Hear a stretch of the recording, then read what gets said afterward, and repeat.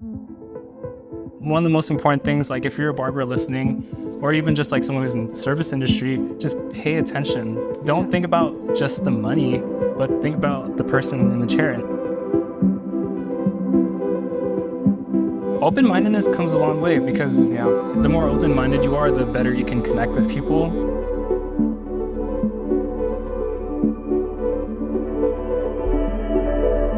With a lot of like social media, like a lot of people are lonely. A lot of people are like, people need people. People need people. People need people. Thank you for being here with us. Thank you for being a fly on the wall. Hope you guys are encouraged. We'll see you guys next time.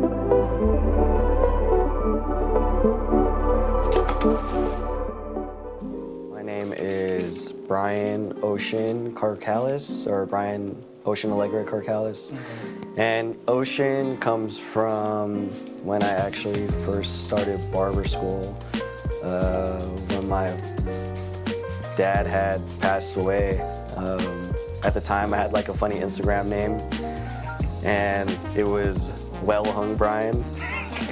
And during that time, I felt like... Wait, pause. Why was it Well Hung Bryan?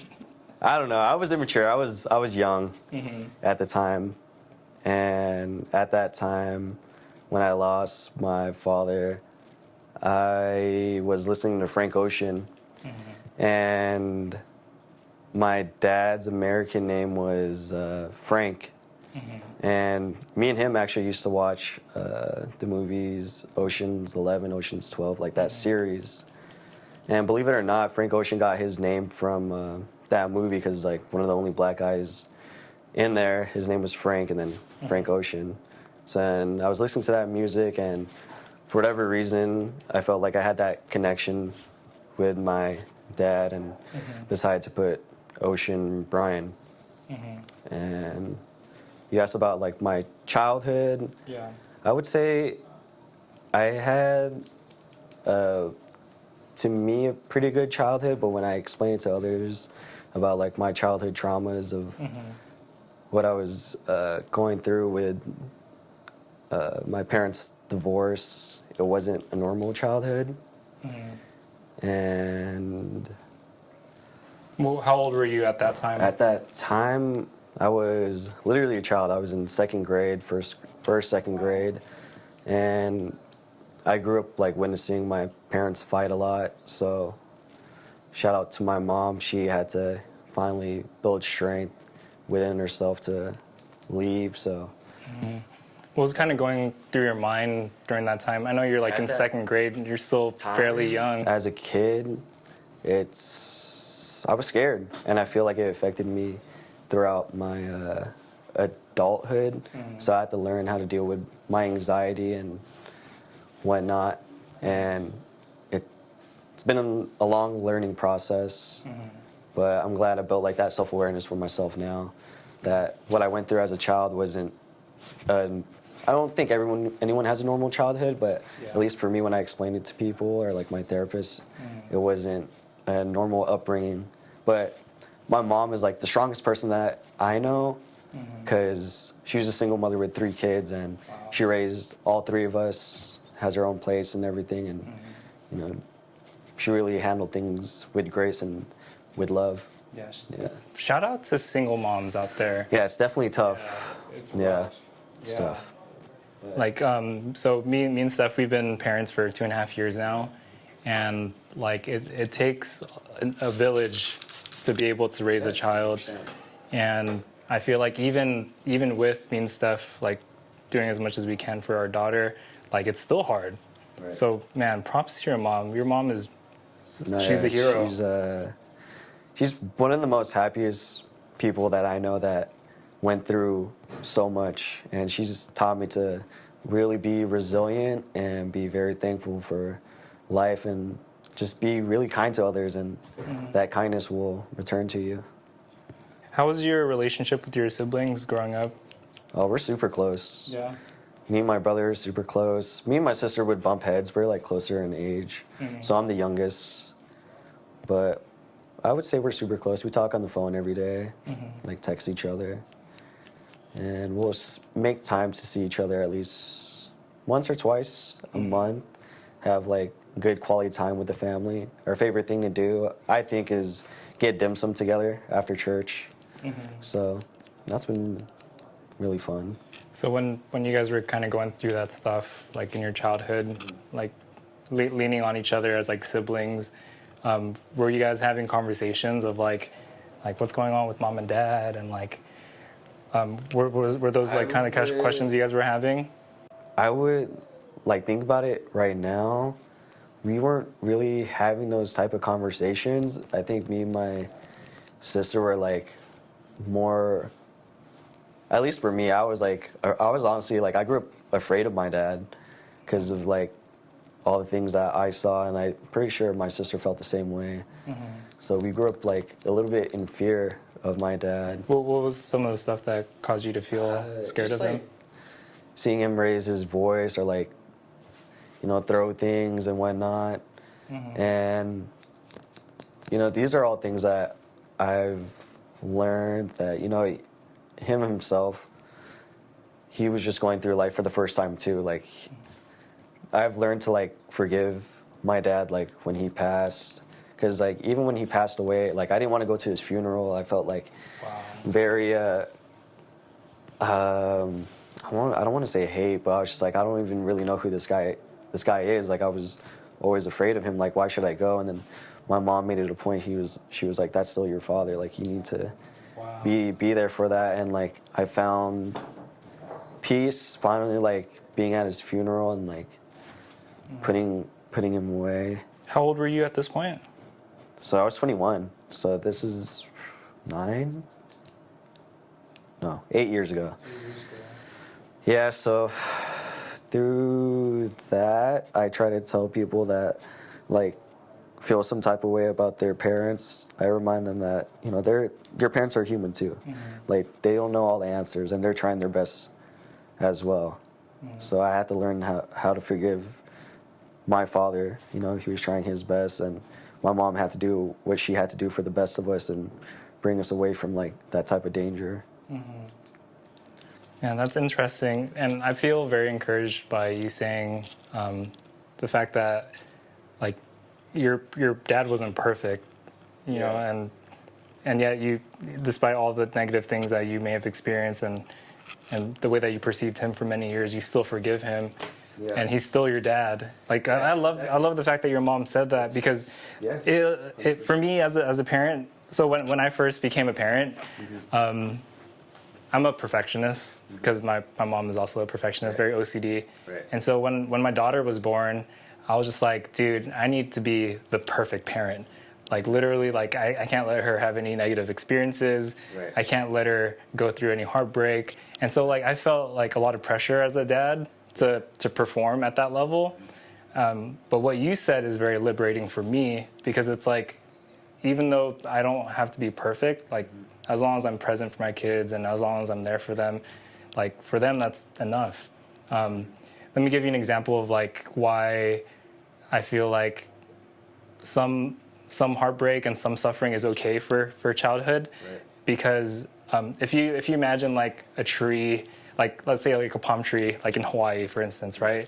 Like a wind will come and it won't knock over. But then like there's these scientists that were like, you know, like let's put these palm trees in like this like enclosed environment, and like just a very controlled environment where there's no wind. They noticed that the roots of the palm trees in that controlled environment don't go deep, therefore fall over a lot more easily.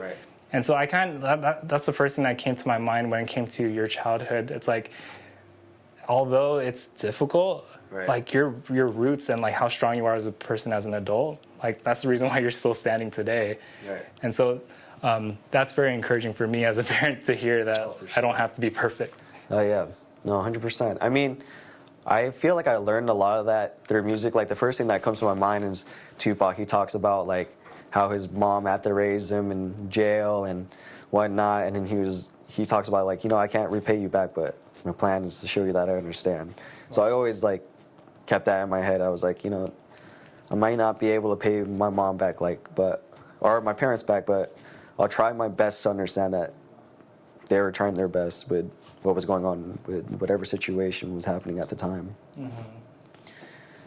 So this month is May. The time of this recording, it's like May 4th. It's Mental Health Awareness Month.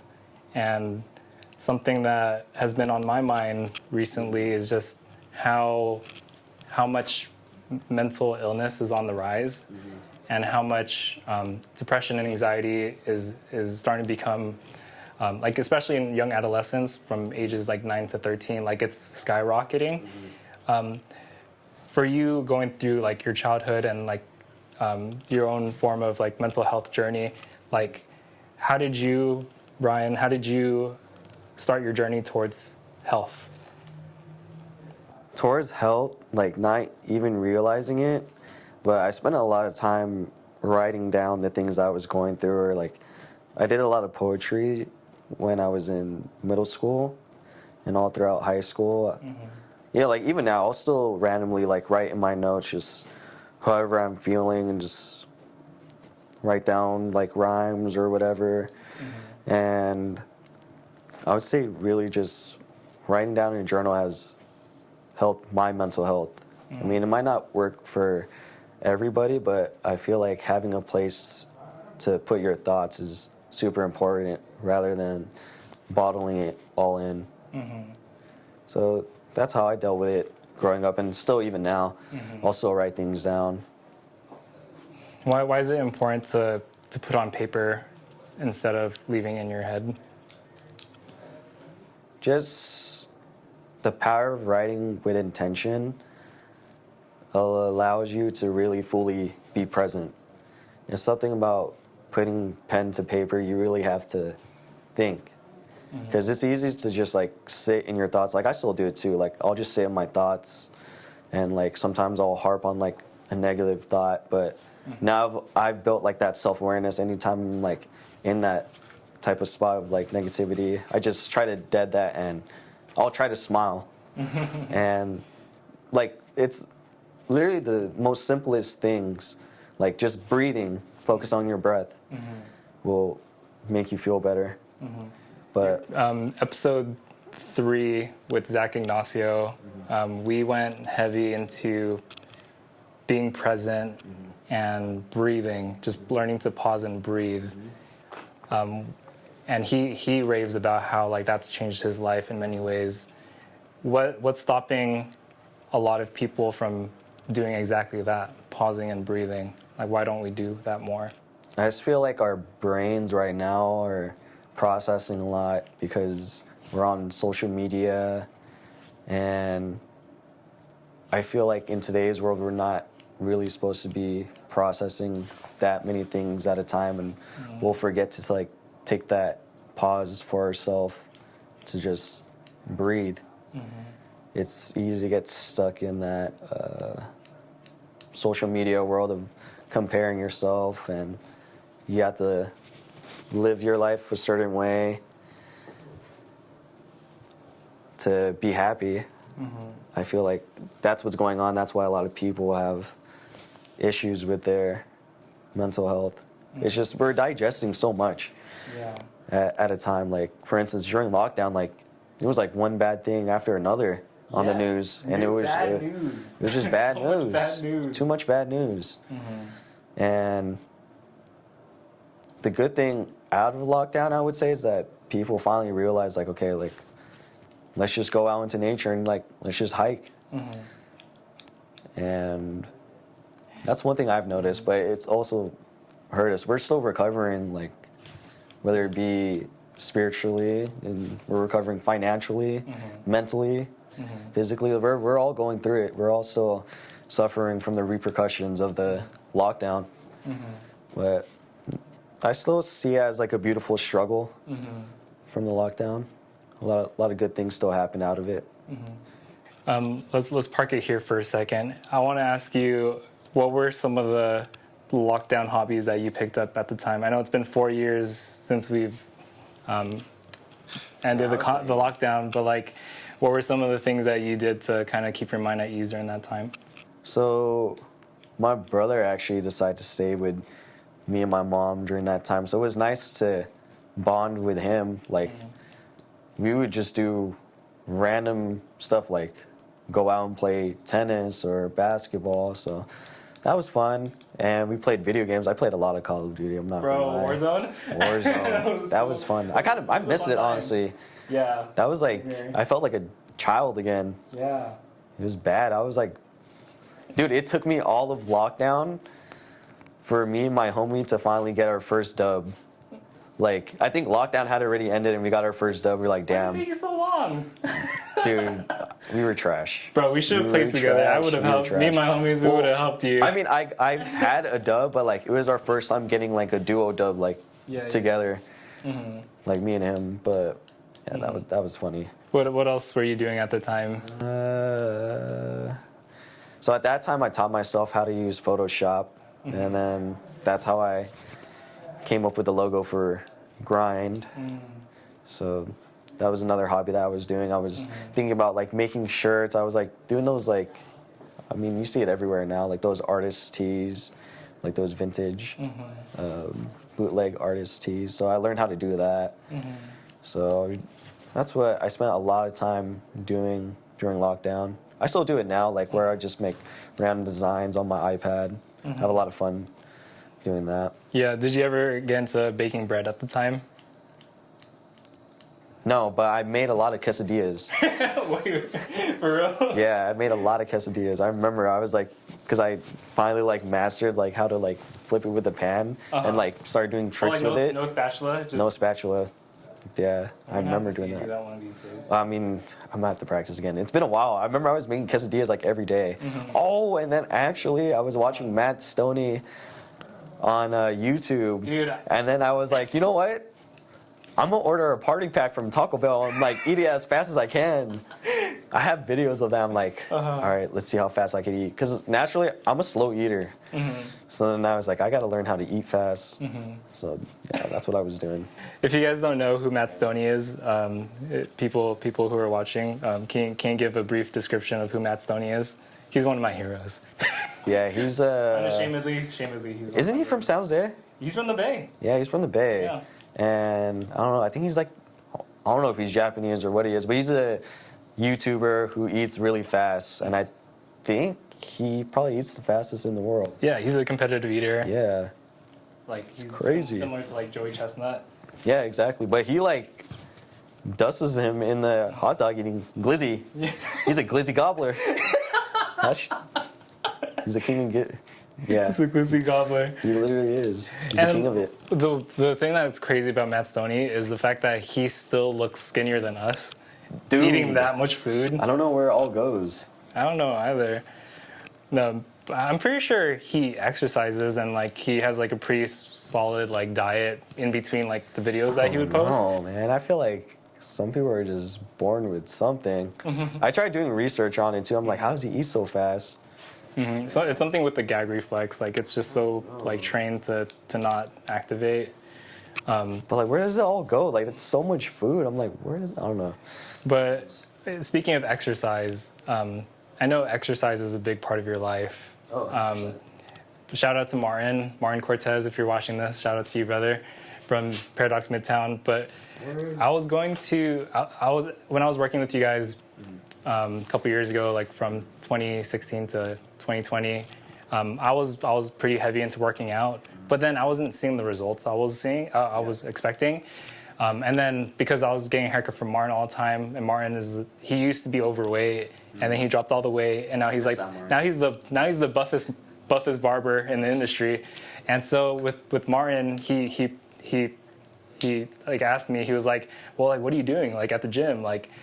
And then I would tell him my regimen, and then he would critique it, and he'd be like, honestly, Josh, like, if this is something that you're doing every single day for like an hour and a half, like, why waste your time if you're not going to take it seriously? Yeah. And then that's when I was like, you know what, you're right. So then he started getting me more dialed with my nutrition, and that's when I started bringing broccoli and chicken to the shop, making the whole shop smell like broccoli. But because of that, Martin kind of sparked that like workout side of me, and since then I've just been like an active person. Like I'm more of an athlete now. Like I run marathons now. I know, dude. Can't believe I still have to run my marathon. You will one day. Yeah, But yeah, like how important is working out in the context of mental health?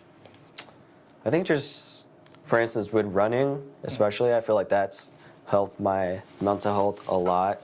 Because with running, it's really just you and your thoughts and running.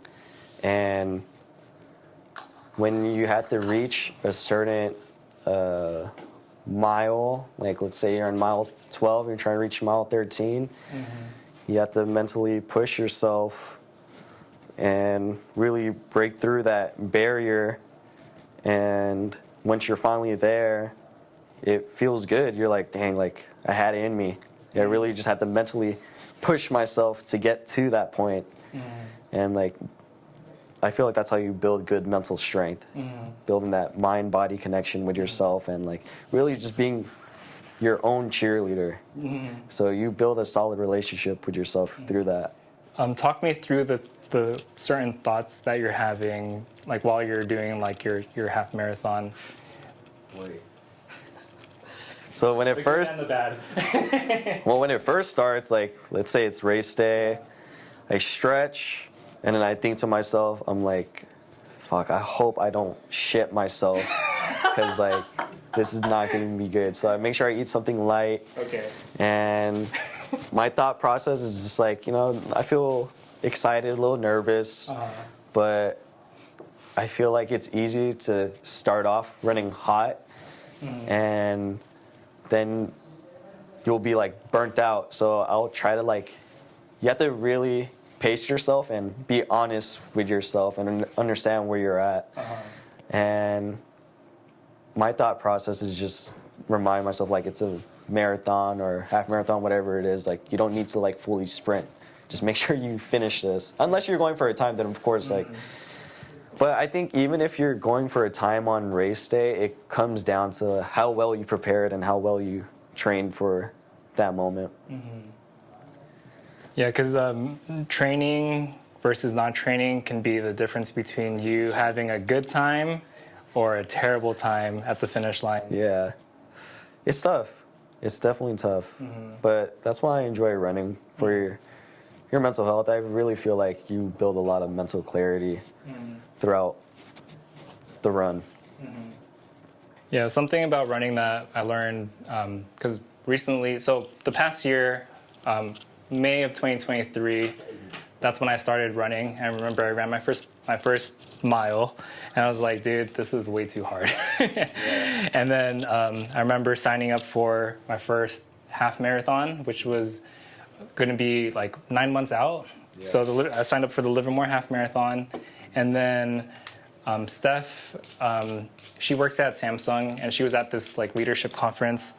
And then there was this guy, his name is Bryan Gillette, and he's this like leadership performance guy. He wrote a book called Epic Performance, and he talks about in the book that like after he runs like an ultra marathon, like 31 miles, he'll continue running just so that his mind knows that like, hey, just because the finish line says it's over doesn't mean I'm over. And so he trains his body to go the extra mile, literally go the distance. And so she actually managed to get like a coaching consultation with him, and like she sat down with him over coffee, and like she was talking about how like, oh, my husband's thinking about doing like a half marathon, and it's like 9 months out. And then Bryan Gillette talks to Steph, and he's like, you know, he can do it in 2 months if he really wanted to, right? Yeah. And then Steph comes home with that new information, and she's like, you know what Bryan Gillette said? He said that you can do it in 2 months. And I was like, all right, I guess I'll sign up. So I ended up signing up with my first half marathon, which I told you about, the firework, the Fremont Zoom Firecracker half marathon. And it was also your first half marathon. And bro, I was cooked. I was so cooked, bro. It was 90 degrees that day. It was hot. It was crazy. It was hot. But I agree. Like the feeling of accomplishing and the feeling of you pushing yourself to a certain limit, your presupposed limit, and then crossing it is an amazing feeling. You feel good, and like, it just feels nice just saying it. It's like, yeah, I did that. I did that. Yeah. Exactly. So when you first finished your race, what was that first half marathon? What were the thoughts that were going through your head at the time? I just remember there was this old lady that was trying to pass me up. It's like back and forth. It was back and forth, and I was like, oh, hell no. Dude, I was dying there. Like, I remember I had developed plantar fasciitis before my race because I was training. That's another thing, too. You can't train too hard before your race. You got to, like, taper down your miles. But anyways, my thoughts when I finally crossed it, I was like, thank God this is over. Like, I'm hella hungry, and, like, I was happy. No, it was a good feeling. But I was observing other people, and like I saw other people that kept running also. I was like, man, look at these over-accomplishers over here, just keep running. But like my legs were cooked. Yeah. I was done. That next day too, I was like, damn. I think I took a week off of running from that time. But now, like, I haven't even ran a full marathon, but I remember I was running at least 20, 21 miles, like as my long distance run, like for a week. And then now I feel like I could run 13 miles on like maybe I'm being too overconfident, but I know I could just do it on a random day if I really wanted to. Yeah, it's so impressive. Like being people who like hated cardio because all we'd like to do is lift weights, to now we're like, oh yeah, we can run a half marathon distance for fun. You know, I was definitely such a trip. I did not like. That's what the things that I don't like to do. I try to train my brain into loving it. For instance, with running, I hated running. But I knew the more I told myself I hate running, I'm never going to enjoy it. So I was like, all right, that comes down to like, you have to learn to love it. You have to learn to like it. Same thing with eating vegetables. I remember I would tell myself, I'm like, and I hate eating vegetables. But once I told myself, like, no, I just tricked my brain. I was like, no, you like eating vegetables. You love eating vegetables. And through that process, you start to enjoy it. What are some other things that you originally disliked? Leg day. Which one? Leg day? Oh, so so you just tricked yourself like, I love squats. No, literally. I'd be like, I like squats. Like, this is what I need to do. I need to re-trick my brain into doing that again. Because it's different when you're like long distance running and working out legs and stuff. Have you read the book by James Clear called Atomic Habits? No, but I've heard of it. I love that book. Yeah, it does actually. I've read that book maybe 4 or 5 times. Once with the actual paperback, and then multiple times through audio. And if you guys are listening, guys, please pick up Atomic Habits by James Clear. It'll change your life. The reason why I say that is because the premise of the book is that small habits that lead to big results over time. And because that's the case, like, why do us as humans decide to go for the very big and lavish goal when starting small is good enough? So let me give you an example. As someone who, like, say, originally didn't enjoy the gym, in the book, in Atomic Habits, he talks about, well, if you don't like the gym, like, you have to lower the threshold of like how difficult it is to get to the gym. So he talks about like making it easy, making it short, and making it obvious. And so making it easy. So he says, like, to the person who doesn't like going to the gym, well, in the morning when you wake up, have your clothes ready and your shoes ready to go, so you can just get out the door and go. So make it easy, make it easy and obvious. And then also you need to make it short. So when you go to the gym, just go for 10 minutes. Just go there and walk on the treadmill, say you did it, and then leave. Yeah. And then make it, so I'm probably juggling this all over the place, but then at the end, you just make it like, don't go every single day, but just go for like 2 or 3 days out of the week. Yeah. And so by doing that over time, eventually, like, you're not going to just spend 10 minutes at the gym. Yeah. You'll be like, you know what, I'll stay for another 5 minutes. And then part of you going to the gym, you also start changing your identity. It's like, I'm not just someone who is trying to go to the gym. I'm a fit person. So I do things that fit people do. Lifestyle. It becomes your lifestyle. Yeah. So when it comes to mental health, a big reason why people are struggling with mental health is identity. Right. Can you touch on that topic and like how identity and mental health are kind of correlated, and why it's important to have the right identity? That is a great question. I feel like the correlation right now that maybe this might answer your question is that I feel like people are having an identity crisis because, again, they get stuck in comparing themselves to what they see on social media, and they're not being real with themselves outside of that screen. Yeah. So I feel like that's a common struggle with everyone right now, not even just the younger generation. It's just, it's easy to get caught up in comparing your life to someone else's life. What people fail to realize is that anything that's put out there, it's like edited, or they're just showing the highlight and the good parts of their life. But life is balance, and there's good times and there's definitely bad times. It's just that not everyone's showing the bad times on social media. Correct. Because they don't feel comfortable sharing that, which is rightfully so. You don't have to share that. So I feel like when you're going through those bad times and you see what's on your screen, you start to question yourself, like, man, like, why am I going through this? And like, whoever they're following is living a quote unquote good life. But I think that is why people are struggling with their mental health, and maybe they're in denial about it too. Like, for me, sometimes I still get caught in it. I'm like, oh, like, why are my haircuts ending up like this and it doesn't look like that?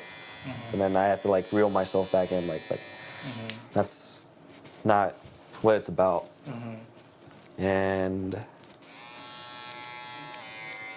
Was there a question? Sorry. no, go ahead. No, I was just gonna say, I feel like just focusing on being present within the moment will help your mental clarity. Because that's what I do whenever I feel like my mind is always like out of place, or like I'm thinking about too many things at one time. And the way I do that is I practice this exercise that helps my anxiety, or like being present. I'll just name 3 things I see, name 3 things I hear, name 3 things I feel. And by the time I get to like naming 3 things I feel, like I'm back in the moment, rather than like having those raceful thoughts, like wandering everywhere. Another thing to note also is that those thoughts, whether it be good or bad, they're just thoughts, and like every thought or feeling, it's gonna pass. It's temporary. Yeah, exactly. Was there ever a portion of time where you felt like you're at your darkest moment? Yeah. During lockdown, I would say I felt like I was at a dark moment. Like, it was cool at first when we were on lockdown, because I was like, all right, cool, like we're on a break.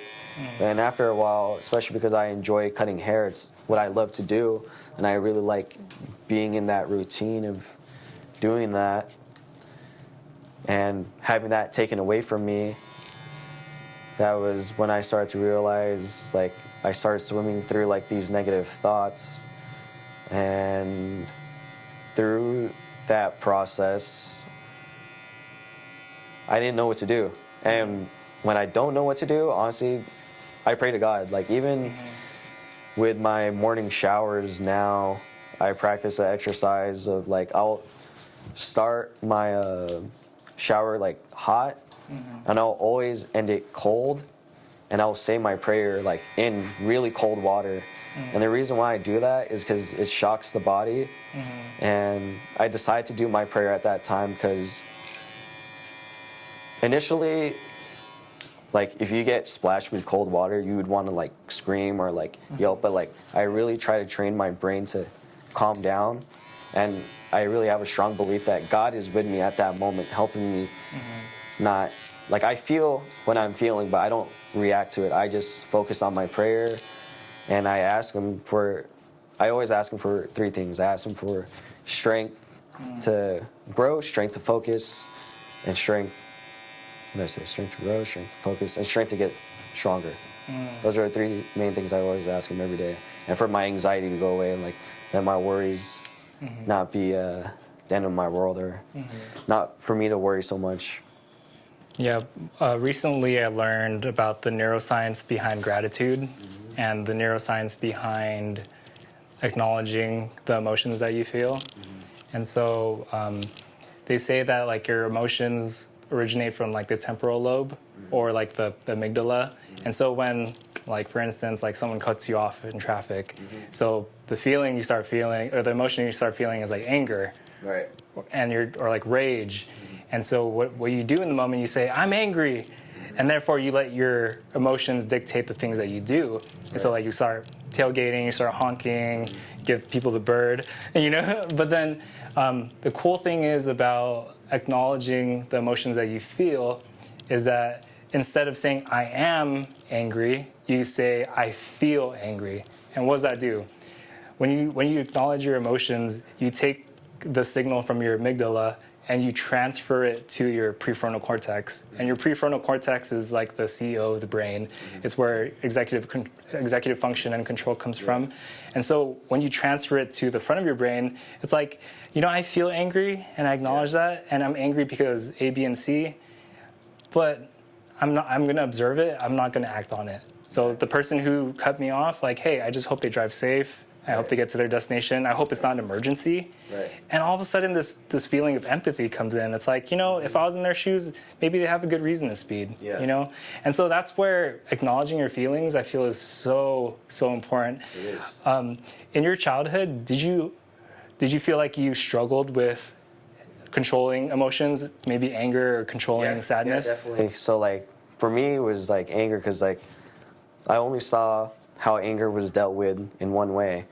And like seeing how my father dealt with it, then I started to like learn that kind of behavior of how to deal with anger. And I thought that's how you would deal with anger, with like exactly, you know, just reacting to however I felt. So for me, I had to like learn the hard way. You know, I made those mistakes in my early 20s of like acting on my emotions. But now, you know, it took a lot of self-work. It took a lot of going to therapy, a lot of writing in my journal, and like really being honest with myself and working on that. Because now I'm able to take that pause and really allow myself to feel however I'm feeling and understand that it's just a feeling and not to act on it. And I won't lie, like, I've had moments where, like, I'll still react, but I try my best. Like, that process of healing with whatever trauma it is you're going through, it's not always going to be a linear path of, like, going up. It's going to be up and down, but as long as you take accountability for whatever it is that you do and be real with yourself, that's all you need to do. I like how you mentioned that you're essentially like you're healing from trauma, or like your ability to cope with these emotions. It's a roller coaster. It's up and down. Yeah, that's how life is. It's non-linear. Yeah, life rarely are there things in life that are a straight line or perfect. It's always up and down. And I've learned that the good times, you have to really soak it all in. But the bad times, you have to soak it all in and, like, again, go back to finding gratitude with whatever it is and finding empathy in that moment to help you get through it. When I was younger, so my parents, I consider them like the best parents ever. Like they've sacrificed a lot for me and my sister. They started their own business here in the States, and like they're very successful. There was a portion of time when during the early 2000s, like they couldn't afford to take care of me and my sister, run the business, and work the multiple jobs that they have. So the only option that they had was to send me and my sister to the Philippines to allow like my relatives out there to take care of us. And so when I was out there, I felt like, oh shoot, like why are we in like a third world country away from my parents? How old were you? I was 9, so very, very young. Yeah. And I didn't know how to process that at the time because to me, and my parents, they didn't intend this. So this is just purely how I felt in the moment. I felt like, why did you guys abandon me in this foreign country? Like, is it because I didn't have good grades? Is it because like I wasn't good in school? Like, is it because I was being bad? And so I correlated them leaving me to my performance. So then I started acting like, well, I need to just be better. I need to be perfect so that my parents don't reject me or so people don't reject me. Oftentimes perspective, depending on your perspective can be your prescription. And so sometimes the wrong prescription will make you see life and not for how reality actually is. For you, like for your perspective, going from like your childhood being tumultuous and like now being like a young adult or like almost 30, like how has your perspective shifted in terms of like how you see your childhood, how you see like mental health? Like, is it like healthier now? I feel like everything I went through is for my sole purpose to let people know that I feel like my purpose is to really people see the light within themselves, even though they're going through dark times. And I feel like I had to be put through that darkness myself in that journey so I could like share it with other people and let them know that like they're not alone. Going back to like our conversation earlier this week is that everyone goes through their own type of struggle. Like how important is perspective? How important is perspective? Because one person can like a situation can happen, one person can see it one way, another person can see it another way. How important is perspective when it comes to mental health? I feel like perspective is important because it plays a role in how you're gonna act in your everyday life and your own well-being. I feel like perspective, you should have an open mind and willingness to understand other people.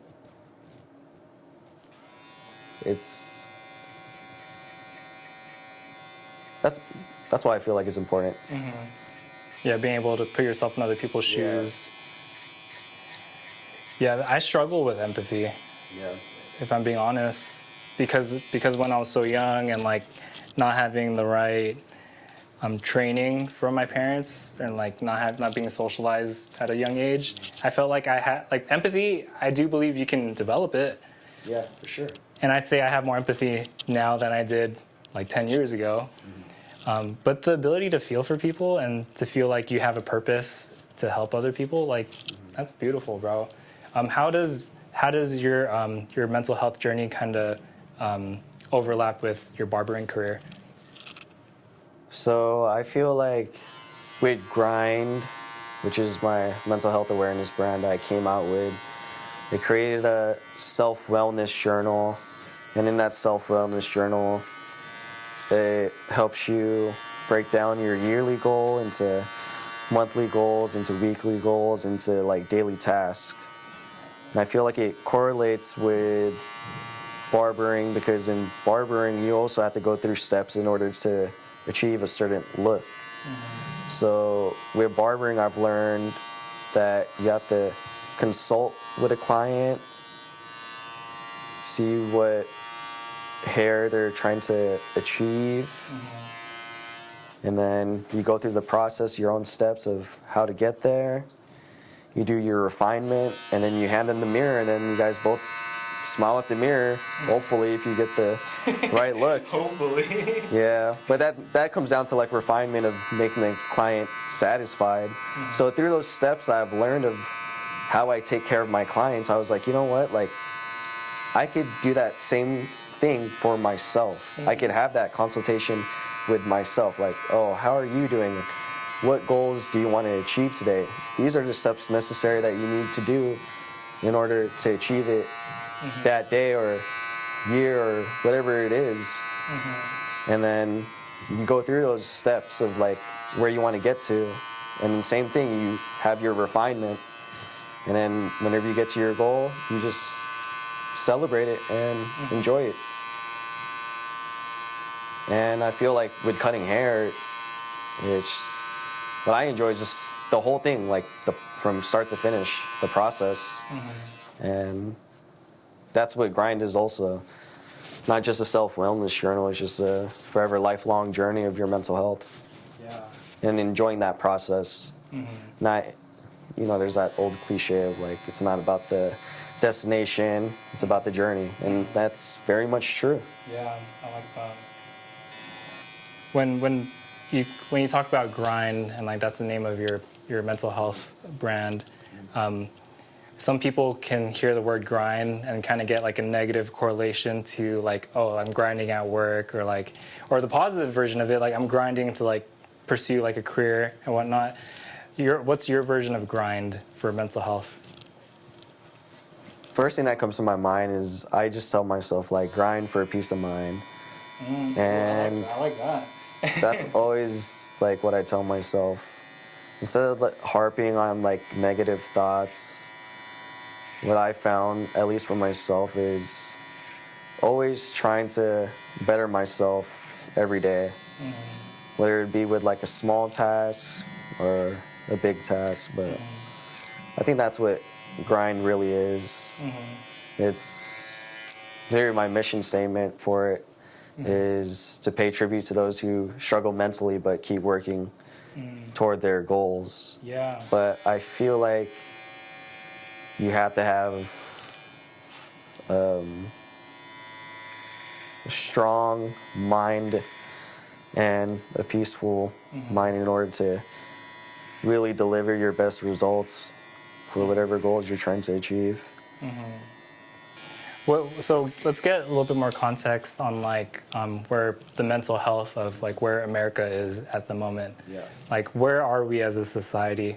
Like what's your pulse? At an epidemic, sadly, because the good thing is that there is a lot more mental health awareness. Everyone talks about it, but I don't know if people are like really being honest with themselves and going out there and asking for help. I feel like people are still afraid that they're going to be judged if they talk about their feelings, especially with guys. Like, Yeah. I feel like with guys, they feel like they're going to be judged. Like, it just comes down to like toxic masculinity. Like, oh, like, why are you crying? Blah, blah. But I feel like all those things are the type of barrier that I'm trying to break. That, you're allowed to feel however you're feeling. Because I think what tends to happen is with guys, like, we bottle things in, and sooner or later that bottle's gonna burst. And then that's when guys tend to react instead of like thinking before their actions. So I feel like that's been a real common problem for however long. But I feel like us as barbers, with what we do, unknowingly, like, it just happens that our client feels super comfortable with talking about whatever they're going through with us, and we're with them through that journey of talking about their feelings or whatever they're going through as we're cutting their hair. Like, that to me is like a beautiful process. And then when you have them in the mirror, they feel great about themselves. And it's just nice to know that, like, you contributed to that. One, you were listening to them, but two, you helped them feel confident enough to look themselves in the mirror and give you $100 or whatever it is. They're like happy to pay you. And it's not even about the money or whatever. It's just knowing that you've made someone feel good about themselves. That to me is like super fulfilling. This might be a little bit more like industry specific or like inside baseball, but like when it comes to, like, I'm starting to notice it like on social media, there's starting to be, and maybe it's not as like extreme as I think it is in my mind, but maybe you can resonate with this. There's the side of social media when it comes to barbering where it's it's like more education focused. Like, hey, look at, it's more of like a highlight of like how good I am as a barber. Yeah. And then there's also the other side where it's like very customer service centered and like talking to your client. Because I have been seeing some reels on Instagram. It's like your barber isn't your best friend. Like they're just your service provider. Like barbers stop trying to be your client's therapist. Like you're just their barber. And so that struck a chord with me. Mainly because like I do treat my clients like they're my friends, and I wholeheartedly believe they are my friends. Yeah. But I want to get your thoughts on that because two things can be true, right? It's true you should be good at cutting hair. It's also true that you should be able to, be friends with your clients. But give me your thoughts. I feel like you should be able to do both. So there's this rule that I've learned. I don't know what book I was reading, but there's 5 people you should be best friends with. And it should be the people that make your life better. And one of them is your barber, your second one is your lawyer, your third one is your doctor, your fourth one is your tailor, and then I think your fifth one is supposed to be like your personal trainer. Okay. So I feel like whatever that reel had said about like stop trying to be best friends with your barber doesn't make sense to me, because you're going to that person that's going to deal with your identity of like how you look, and that takes a lot of trust.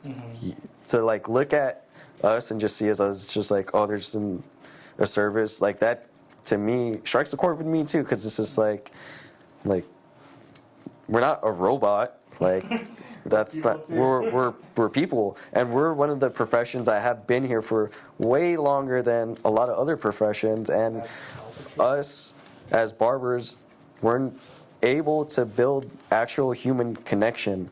And not a lot of jobs have that, where you could actually build a connection and it's not scripted. And I mean, you don't have to talk to your barber, like move at whatever pace you feel comfortable with.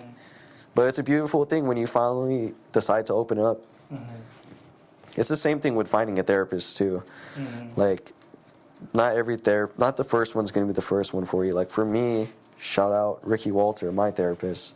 It took me like 5 therapists to go through, and I finally found like the right one that felt like I could connect with him. So, when it comes to therapy, I feel like it's more spoken about now, but for a while, especially for our parents' generation, it was very taboo. Yeah. Like if you say that you go to therapy, they automatically think you're crazy. Yeah. I wanted to get insight on your therapy experience, because it seems like you've had a fairly positive experience with therapy.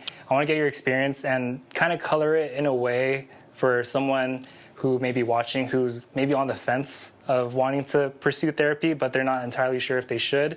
Kind of give your experience, what it's like working with your therapist. For me, working with my therapist, I just went online, and honestly, I went on BetterHelp.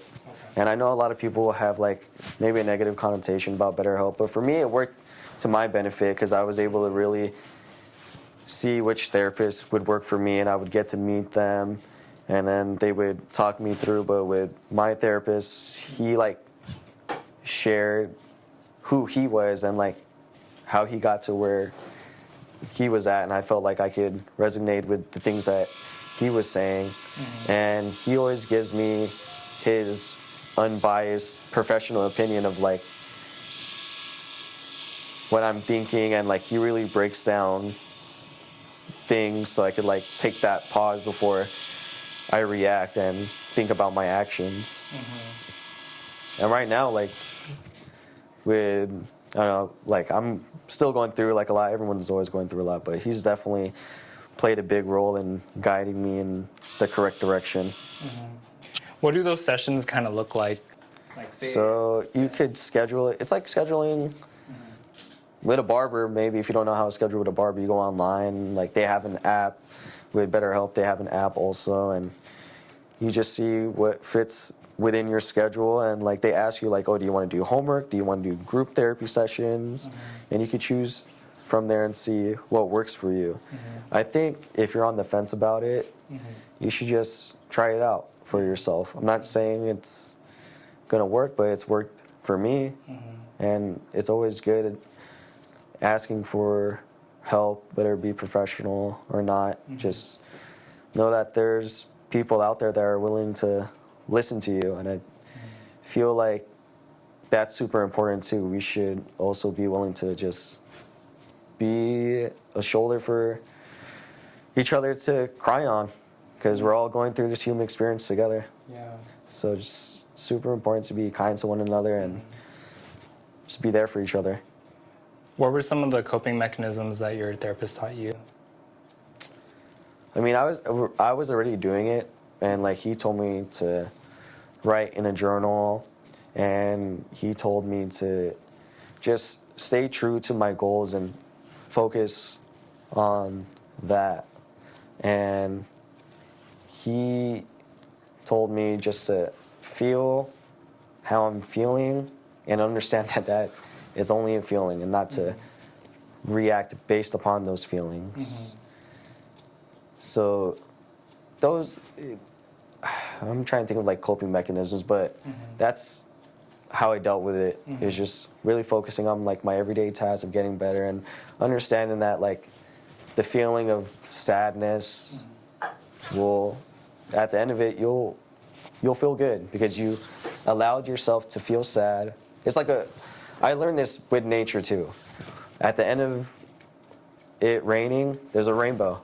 And that's literally life right there. It happens with us. Like we go through sadness, and I'm a firm believer in balance, you know.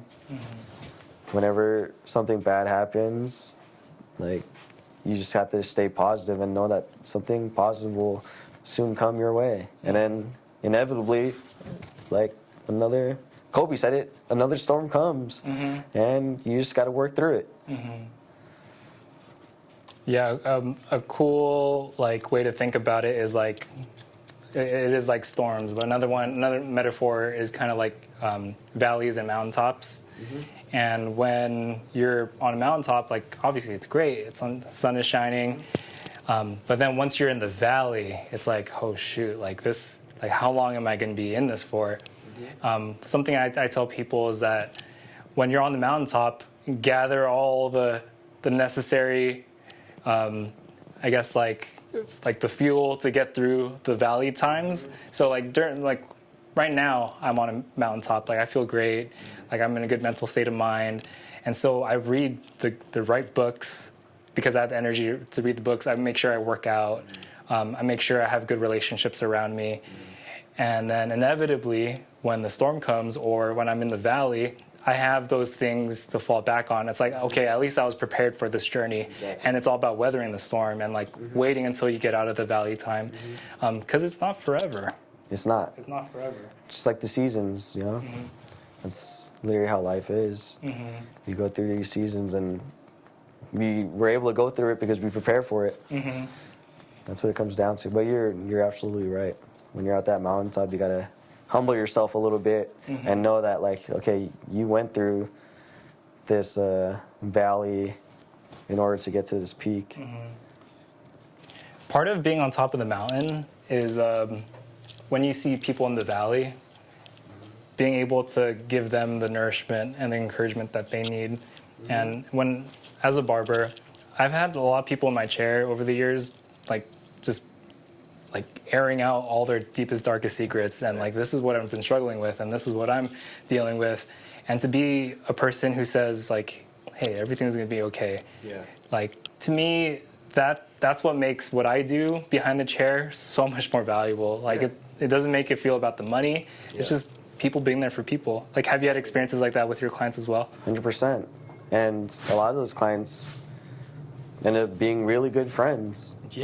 Like, for instance, my trainer that I've been training with, like, I know he was going through some stuff, and then he was, you know, I was just there for him at that time.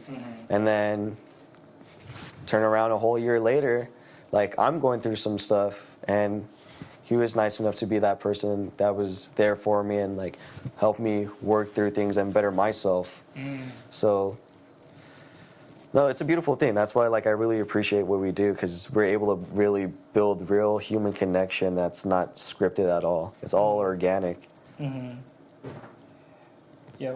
How important is community when it comes to mental health and being able to be in a healthy state of mind?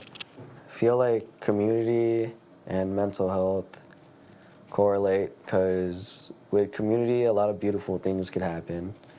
Like, with Paradox, I've definitely learned a lot about having camaraderie and building with one another. I'm a strong believer in when a community gets together. This might sound corny, but I feel like good vibes are set, and with vibes, oh God, with good vibes. Good vibes 3 times. Yes, I know. That's how good the vibes are right now. It got me giggling. But it sends out frequencies to the world, and I feel like that's how peace is built, is with human connection and community. And that correlates with mental health because that just makes you feel good, right? So I feel like taking care of yourself first and foremost before trying to take care of others will help you contribute to that quote-unquote good vibes that are out there. That's why I honestly enjoy going out to music festivals or like being out socializing, because I genuinely enjoy seeing people together. Like, we're all here on earth just to take care of God's creation. That's what it comes down to. And to help each other. I got like lost in my thoughts right now. It's because of good vibes. Yeah, good vibes.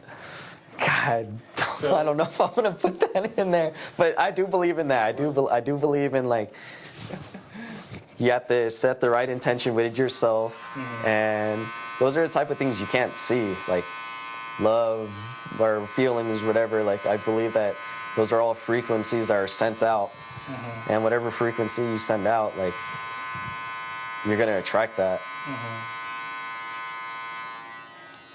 So when I was a barber at Japan, your guys' Japantown location, there was this. So Cameron Chusirkani, my boy, he was my neighboring barber to my left, and I look good. Sorry. Hey, That's pause crazy. so Bryan can look at Whoa, the what? camera. This is not a brushback. I'm just kidding. Bro, This looks fire. This looks fire. This looks fire. No, I feel handsome. Like, yeah, I feel great, dude. Damn. What were we talking about again? Oh, Sorry. Cam. So, shout out to you, Cam. But there was a point in time when I was cutting hair with you guys at Japantown, I was going through a lot of mental health stuff at the time. Right. I was struggling with suicide, depression. I mentioned it in the last episode, so I don't want to rehash it again here. Yeah. Check out episode 4 with Chase McKim if you guys want to check out that story. But yeah, during that time, I was having a lot of depressive episodes, very anxious, very negative view of life. Right. One thing I said to one of the other barbers over there, he doesn't work there anymore, but I was just like, yeah, I'm naturally a pessimistic person, you know, like, and I would say stuff like that. And so Cameron, he was my neighbor at the barbershop, and I'm just cutting hair, and like, he made this comment, and I still remember to this day. He was like, how come you always look like you hate what you do? Because when I cut hair, bro, like, I'm not like this now, like you guys can see in the camera, but like on YouTube, if you guys are watching, like, I used to cut hair like this, like, just very like, Really? just like nothing's going on, because even though I'm present cutting hair, I wasn't present with my client. Oh, like, yeah. Okay. Because I'm just thinking about like all my negative stuff and like my trauma stuff. People can feel that. And people feel that. Yeah, And so exactly. so when Cameron said like, why do you look like you hate what you do? It's like, I don't hate what I do. I love what I do. Yeah. But then your face communicates so much 100%. more. Sometimes your nonverbal cues can communicate more than your verbal cues. And so how important is like your words and how you speak to yourself when it comes to mental health? Yourself. Super important. So I would say, I think I had this in my caption that I learned from 2023 is that there's two things that are way more important than time, because time is super valuable. Sure. But I believe that one, your health is more important, because what good is time if you're not healthy? And two, your relationship with yourself and with others, but more importantly, your relationship with yourself. Okay. So I feel like the words that you tell yourself are super important, because I used to be that same way too, like not knowing, like I would just beat myself up and like have a lot of negative self-talk and like be so used to that and think that like being positive was this corny kind of thing. But once you realize that, like, you know, for me, they always ask me like, oh, why are you always smiling? I'm like, guys, like it makes me feel good with uncomfortable situations or whatever it is I'm going through. Like I know a smile could change the whole mood of whatever it is I'm going through or whatever someone else is going through. Like that simple thing of like just smiling and looking at myself in the mirror goes a long way. Like I remember for my very first pop-up, I was hella nervous. I don't like talking in front of people, blah, blah, blah. And like, let alone like I had to be super vulnerable about myself and share my story. And I remember like going to the restroom, because I had my first pop-up at Japantown. I went into the restroom and I looked at myself in the mirror and I was like, you got this, bro. Like, you got this. Like I had to be my own hype man. I was like, bro, you got this. Like you've got yourself here. Just enjoy it, be real with yourself, and just smile. And that's all it took. That, like, little self-talk goes a long way. And truly being kind to yourself. Yeah. And understand that you're not alone. Like, everyone goes through that, like, that negative self-talk. Like, everyone goes through it, but that's the beautiful thing about life. Like, you're able to pull yourself out of those bad situations and make the most of it. Yeah, when it came to negative self-talk, like I was probably the worst. Like, my therapist said that like whenever you have these thoughts, like whose voice is it? And I paused and I thought about like whose voice is it? It's my voice, right? But then when I really stopped to think about like, well, who's feeding me these negative thoughts? I realized because of the childhood that I had, my mom was very type A, very perfectionist. A lot of the voices were in my mom's voice. And it always said, like, you're not good enough. And it always said that you're not smart enough. Right. When it came to barbering, oh, you're not as good as you think you are. Right. And oftentimes, Brian, like, when it comes to, like, our friends, like, for you, like, I would never say, Brian, you're not good enough. Brian, you suck. Right. But then, like, why do we have the same negative self-talk with ourselves? Right. When we should be kind to ourselves. Yeah. Like, how dare we say like that to a friend, but then we do it to ourselves? Yeah. You know what it is? What? What I've learned is that, I think we talked about it, is we're so familiar with, all right, if I think this negative thought, I know the outcome of it is going to be this way. So you start to self-sabotage, like however you're thinking, because you know the outcome of what something is bad. Whereas you have to train yourself and have the belief in yourself, like, no, this is positive, and like, this could be the outcome, and that's where your energy should be at. Because I still do the same thing too.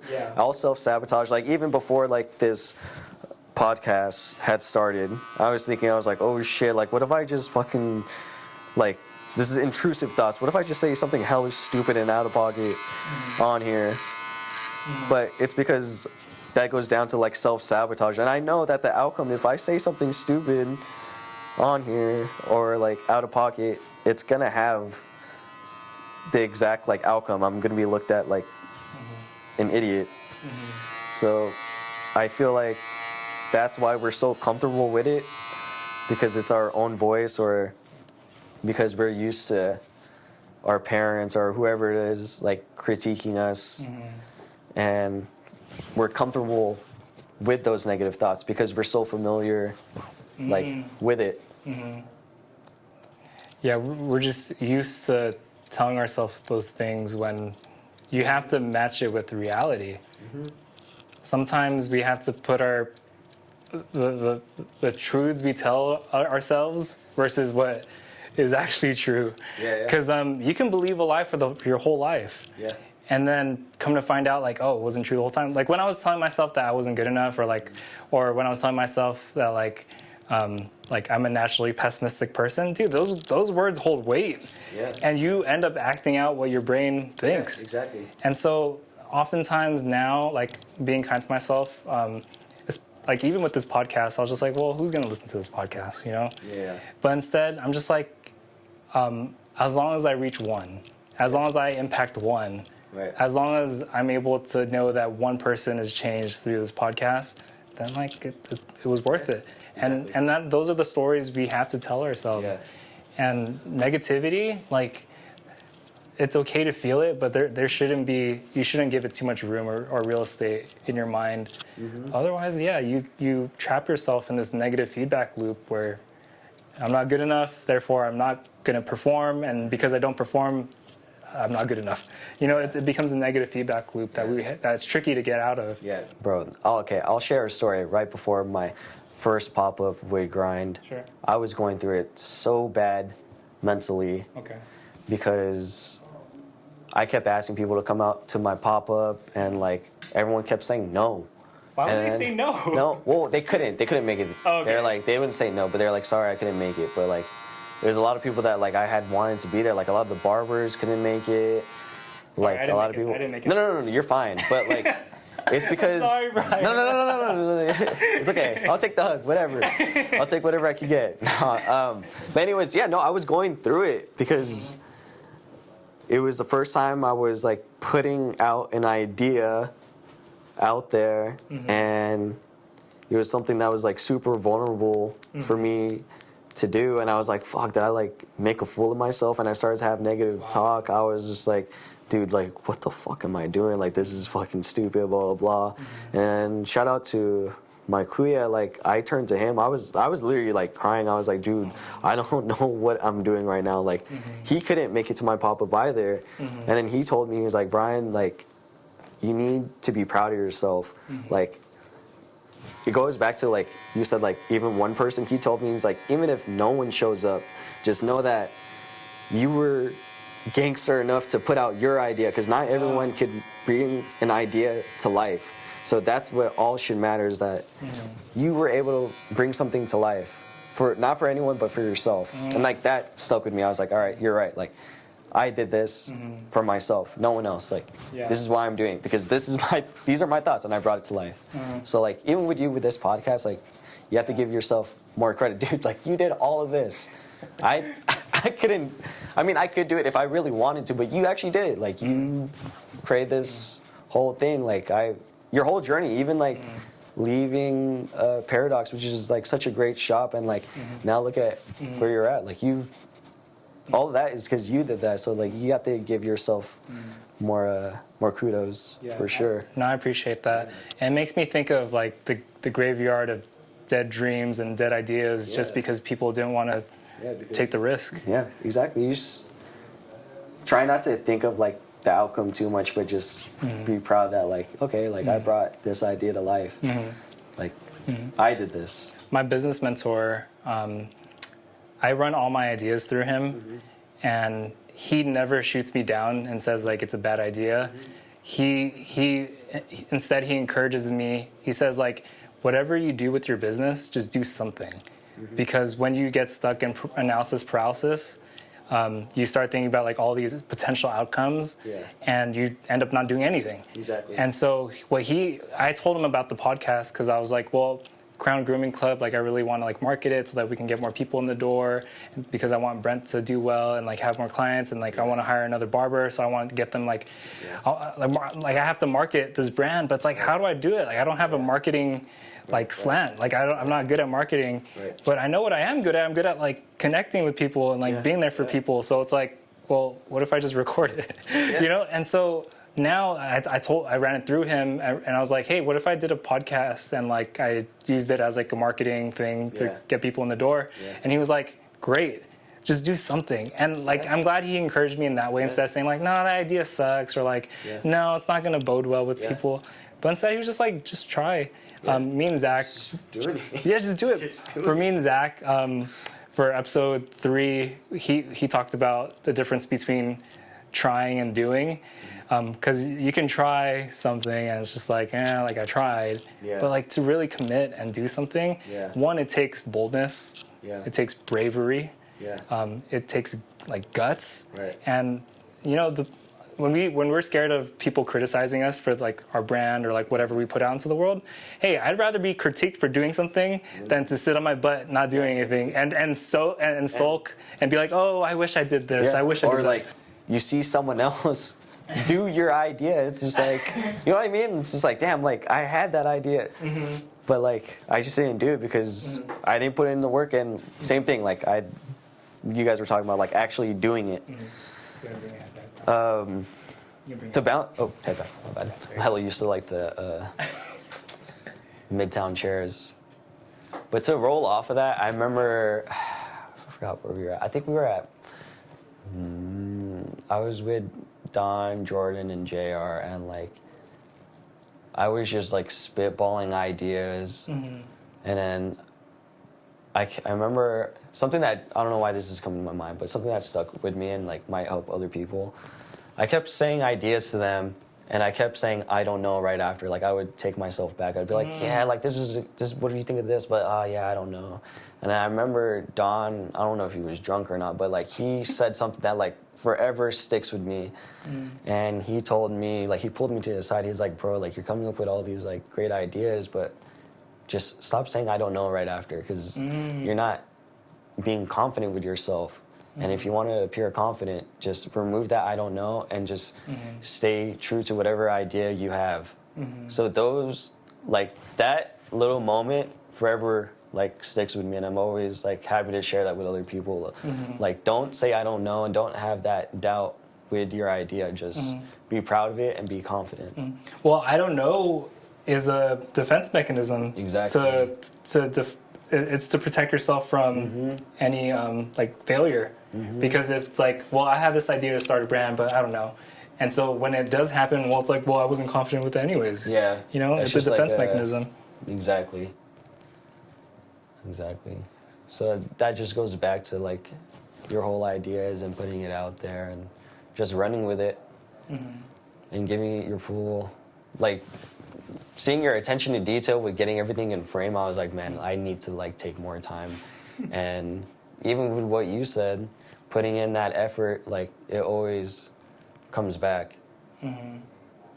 Little effort goes a long way.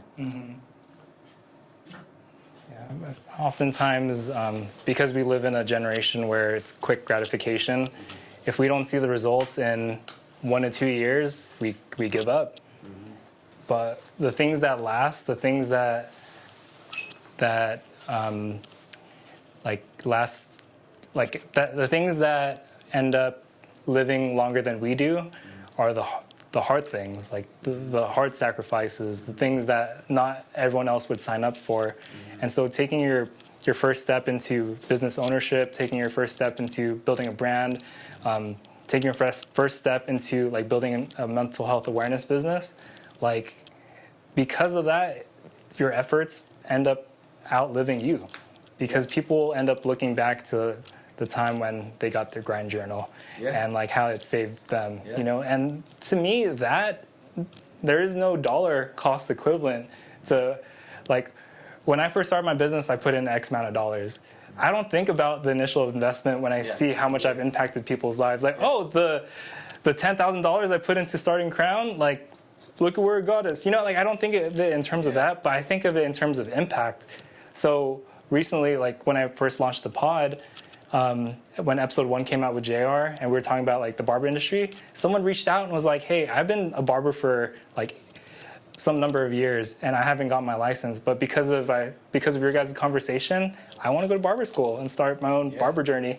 To me, all the money I invested doesn't, like, I don't care how expensive it was anymore. All of a sudden, the person, I made a difference. Big difference.